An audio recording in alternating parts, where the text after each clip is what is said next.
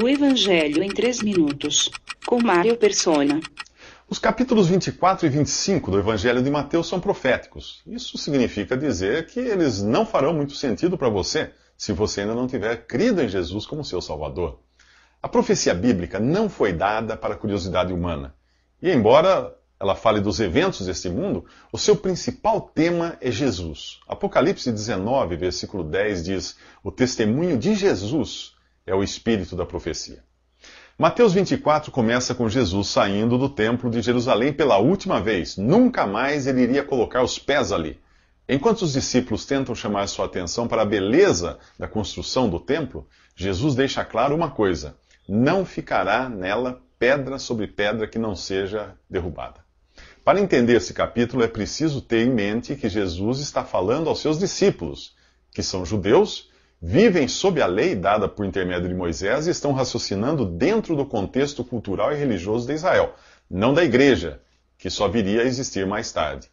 Por isso, quando eles perguntam quando acontecerão essas coisas, estão se referindo à destruição do templo. E ao perguntarem qual será o sinal da tua vinda, estão falando da vinda de Jesus como Messias para estabelecer o seu reino em Israel. E a pergunta sobre o fim dos tempos não está se referindo ao fim do mundo, mas ao fim de uma era, daquele estado de coisas que precediam o estabelecimento do reino. Historicamente, a igreja é uma espécie de parêntese profético, que foi aberto com a rejeição momentânea de Israel. E por isso a profecia bíblica deve ser vista como uma linha contínua do tempo, que sofre uma interrupção que já dura 2000 anos. E depois essa linha é retomada 7 anos antes da vinda de Jesus para reinar sobre Israel. Este capítulo 24 de Mateus fala desses 7 anos. E os discípulos aqui, por serem judeus, são tratados como se eles próprios fossem participar desse período que para nós ainda é futuro. No capítulo 9 do livro do profeta Daniel, aprendemos que após a morte do Messias haveria um período de 7 anos, na metade do qual o anticristo entraria em ação. A primeira metade desses 7 anos, chamados de tribulação, é apresentada nesse capítulo como o início das dores. A segunda metade, chamada de grande tribulação, é um período de sofrimentos jamais vistos nesse mundo. Jesus não responde diretamente à primeira pergunta deles, sobre quando o templo seria destruído, mas nós sabemos hoje que no ano 70, o exército romano incendiou o templo, que era construído de pedras e revestido de madeira e ouro laminado.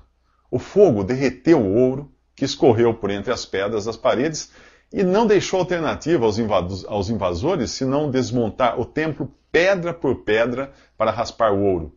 Essa profecia já se cumpriu. Não ficou pedra sobre pedra. Aponte agora o seu telescópio para um tempo ainda futuro, quando os judeus voltarão ao palco das atenções de Deus e o relógio profético voltará a bater, após o intervalo que é o atual tempo da igreja, a qual não é tratada diretamente na profecia. Nos últimos 3 minutos falei de um parêntese que já dura mais de 2000 anos, o período da igreja, que é o conjunto de todos os que creem em Jesus. A igreja não aparece no capítulo 24 de Mateus, que trata de Israel e do mundo de um modo geral, e particularmente do remanescente de judeus que ainda irão crer em Jesus. Esse parêntese começou com a formação da igreja no capítulo 2 de Atos dos Apóstolos, quando Deus deixou de tratar com Israel e passou a tratar com o conjunto dos que se convertem a Jesus, sejam eles judeus ou gentios. Esta é a igreja, ou o corpo de Cristo. Esse parêntese termina com um evento conhecido como arrebatamento, e é descrito isso em 1 Tessalonicenses capítulo 4. Ali Paulo diz que nós, os que estivermos vivos, os que ficarmos vivos até a vinda do Senhor, não precederemos os que dormem, isto é, aqueles que morreram na fé. Paulo se inclui entre os que ficariam até essa vinda do Senhor, esse arrebatamento, pois esse evento não tem data para acontecer. Tanto podia ter ocorrido nos dias do apóstolo, como pode ocorrer daqui a 100 anos. Porém, há indícios de que ele não vai levar 100 anos.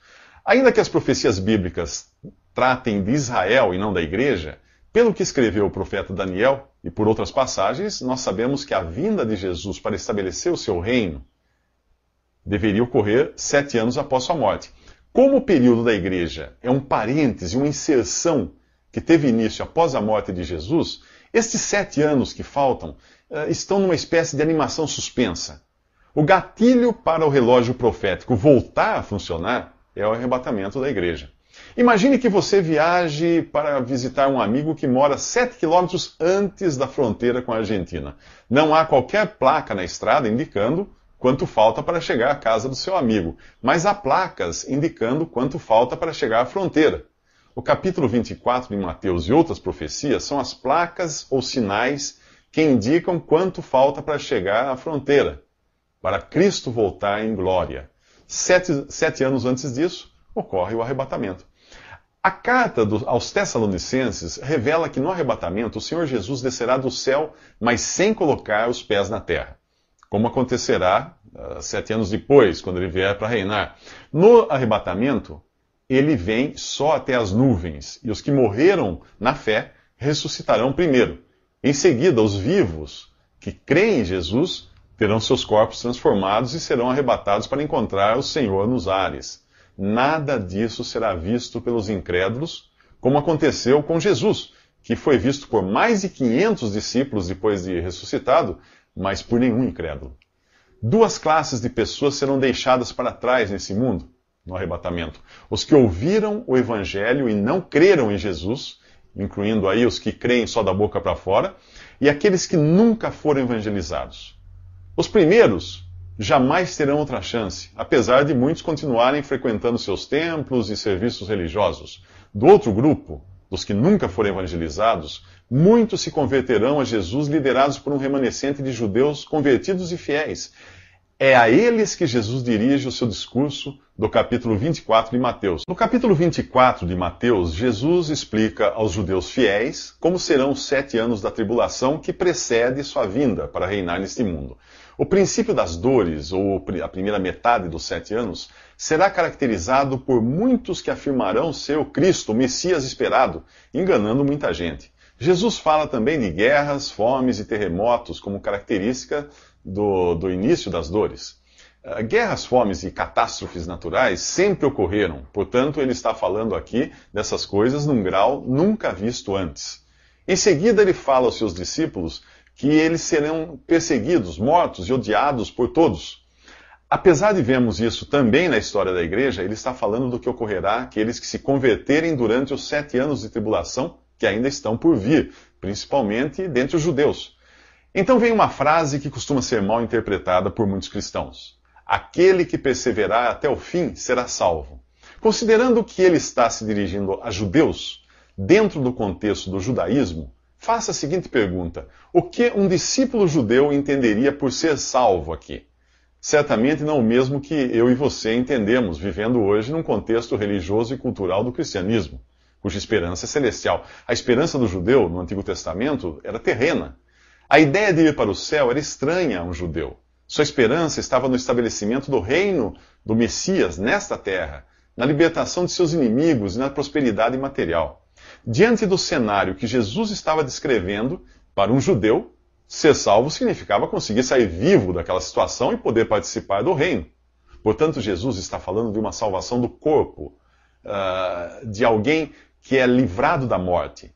A perseverança aqui é para estar são e salvo na chegada do Rei Jesus e do seu reino. Antes que isso aconteça, Jesus diz que o Evangelho do Reino será pregado em todo o mundo. O Evangelho do Reino não é o que é pregado hoje. Era o Evangelho que João Batista pregava.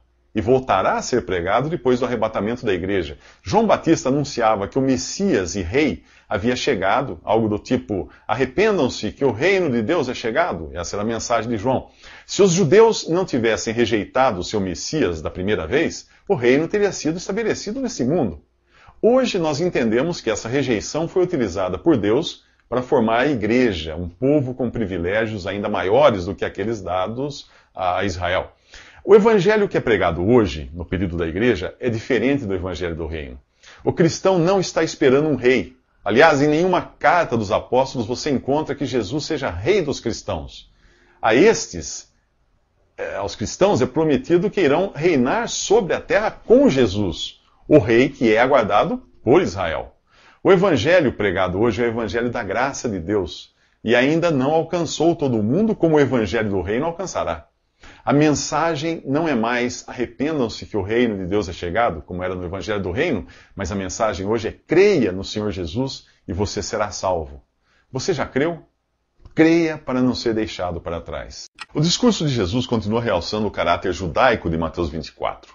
No versículo 15, chegamos à profanação do templo de Jerusalém, descrita pelo profeta Daniel. Quando os judeus fiéis desse tempo, que ainda é futuro para nós, virem o sacrilégio cometido no lugar santo, eles saberão que é chegada a hora. Para que isso aconteça, é preciso que exista outra vez o templo, portanto, ele será reconstruído. A frase, quem lê entenda, tem grande significado para os judeus fiéis que lerão o profeta Daniel e entenderão que é chegada a hora. O capítulo continua mostrando que é dirigido a judeus. Além da referência ao templo, que é destruído e reaparece profanado no versículo 15, Jesus fala dos profetas, profetas falsos profetas, pois foram profetas que levaram a palavra de Deus a Israel. As advertências dos apóstolos, quando feitas à igreja, é contra falsos mestres. Jesus fala também de falsos cristos, que farão grandes milagres. E lembre-se de que Cristo significa Messias. Sempre existiu gente por aí dizendo ser Jesus, querendo enganar os cristãos. Mas quantos você encontra dizendo ser o Cristo, o Messias de Israel, e tentando enganar os judeus? As pessoas às quais a profecia é dirigida, aqui, estão na Judéia, e são exortadas a fugirem para os montes e orarem para que a fuga não aconteça no sábado. Olha outra característica judaica aí, que é o dia em que os judeus não podem viajar, ou no inverno, que obviamente só abrange um hemisfério. Jesus está falando de uma tribulação como nunca houve desde o princípio do mundo. Portanto, não pode ser associada a qualquer perseguição, holocausto ou guerra da história, pois esta, que está sendo descrita aqui, precede a volta de Cristo, o que ainda não aconteceu. O capítulo 2 da segunda carta aos Tessalonicenses diz que então será revelado o anticristo, que é mestre em milagres, e que se assentará no templo de Jerusalém, proclamando ser Deus. Diz também, lá em Tessalonicenses, que Deus fará com que creiam na mentira e sigam o anticristo todos os que ouviram o evangelho e foram deixados para trás no arrebatamento da igreja, porque não creram na verdade. Portanto, se você ouviu o evangelho da graça e ainda não tomou uma decisão, a hora é agora. Depois, só será salvo quem nunca foi evangelizado antes. O anticristo só se manifesta depois que aquele que o detém, o Espírito Santo, é tirado da terra. No capítulo 2 de Atos dos Apóstolos, o Espírito Santo desceu ao mundo e passou a habitar individualmente em cada pessoa que crê em Jesus e coletivamente na igreja. Quando os crentes em Jesus forem tirados da terra no arrebatamento, o Espírito, que é o penhor ou a garantia da sua salvação, será tirado com eles. Quem for evangelizado depois disso e crê em Jesus terá o Espírito sobre si, como acontecia nos tempos do Antigo Testamento, mas não em si, habitando em si, como acontece hoje. Se você crê realmente em Jesus, você tem o Espírito Santo, pois a Bíblia diz que se alguém não tem o Espírito de Cristo, esse tal não é dele. Você é de Jesus?